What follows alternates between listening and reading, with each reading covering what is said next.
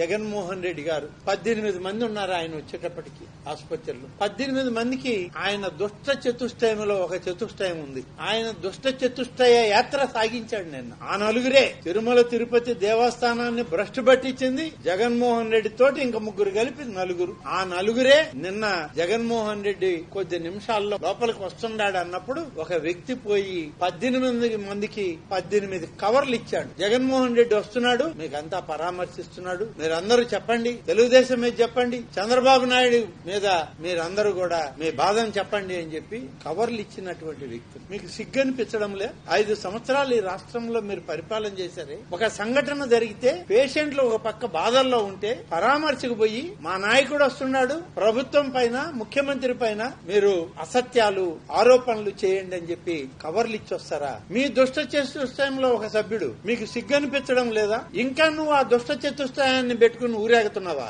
ఆ దుష్ట చతుష్టయంలో ఒక సభ్యుడిగా నువ్వు కూడా అత్యంత నీచ స్థితికి దిగజారావని చెప్పడానికి ఇది ఒక నిదర్శనం. ఆసుపత్రిలో ఉన్నటువంటి సీసీ కెమెరాల్లో నువ్వు తెల్ల కవర్లు ఇచ్చినటువంటిది రికార్డ్ అయి ఉంది. 18 మందిని నీ అనుయాయుడు కలవడం, ముఖ్యమంత్రికి వ్యతిరేకంగా ఆరోపణలు చేయండి అని చెప్పి చెప్పడం, ఈ 18 కవర్లు ఇచ్చిన సంఘటన అక్కడ పని చేసేటువంటి సామాన్య డాక్టర్లు నర్సులు కూడా చెప్పడం జరుగుతుంది.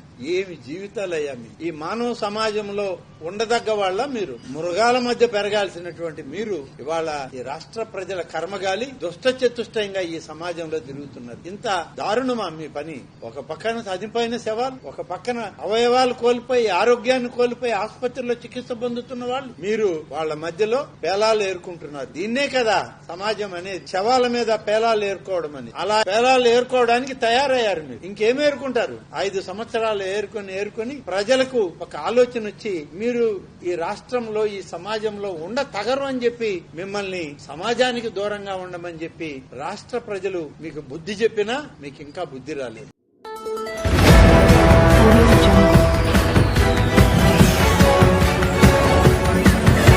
Audio